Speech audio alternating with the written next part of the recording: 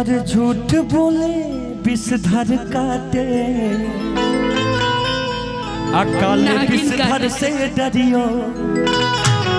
ए पार्वती, पीछे से नागिन जब काटेगी तू बच के रहियो। आप लोग बड़ा ताली बजा रही हैं इनके बात पर। अभी देखिए आप लोग का मुंह लटक जाएगा, देखिएगा। अरे झूठ बोले विषधर काटे।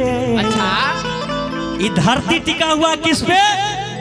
नाग पे, शेष नाग पे धरती टिका। आई किसी दिन हिल गया ना निशा जी तो नजर नहीं आइएगा आप लोग, समझे कि नहीं? हम लोग ये आप लोग हाँ मैंने ठीक है। अरे झूठ बोले विषधर काटे, अच्छा, अकाल विषधर से डरियो। पीछे का भाग नहीं पक्का। अब मैं तेरी सौतन लाऊंगा तुम देखते रहियो, मैं तेरी सौतन लाऊंगा तुम देखते रहियो। अरे झूठ बोले विषधर काटे, काले विषधर से डरियो।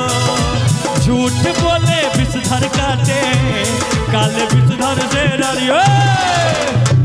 अभी नहीं पीछेगा, बिल्कुल नहीं पिसूंगी। अब तो और नहीं पिसूंगी। मैं दूजा ब्याह रचाऊंगा तुम देखते रहियो, मैं दूजा ब्याह रचाऊंगा तुम देखते रहियो। करिया मिलल ना हो मर्दा, करिया मिलल ना, करिया मिलल ना हो मर्दा, करिया मिलल ना, करिया मिलल ना हो मर्दा, करिया मिलल ना, करिया मिलल ना हो मर्दा, करिया मिलल ना। तखाला तखाला तखाला भर भर थड़िया मर्दा, काला भर भर करिया मर्दा, करिया मिलल ना। करिया मिलल ना, की तो जला बहरियाना, बोल बोल। जला बहरियाना, ई तो जला बहरियाना। रोज भांग के बहाने तो जला बहरियाना, रोजे गांजा के बहाने ई तो जला बहरियाना। सुनी भांग के बहाने तो जले बहरियाना। रोजे भांग के बहाने ई तो जला बहरियाना। सुनी, अब हमू कॉल चाहते नहीं आपसे। तूने दिल से थोड़ा आवाज उठाइएगा भैया। तूने दिल से जो मुझको पुकारा, मैं दौड़ा चलाया, मैं भागा चलाया, मैं दौड़ा चलाया, मैं भागा चलाया हो।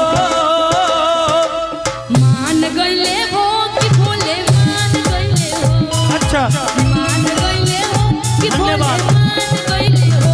पार्वती जी के बतिया भोले मान गईले हो, पार्वती जी के बाबा बोले सुनिए मान गईले हो कि भोले मान गईले हे पार्वती, मान गईले हो कि भोले मान गईले हो। पार्वती जी के बतिया भोले मान गईले हो।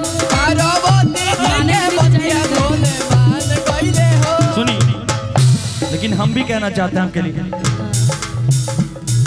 ये गीत हमको बोलने दीजिए ना सर। हाँ हाँ हाँ,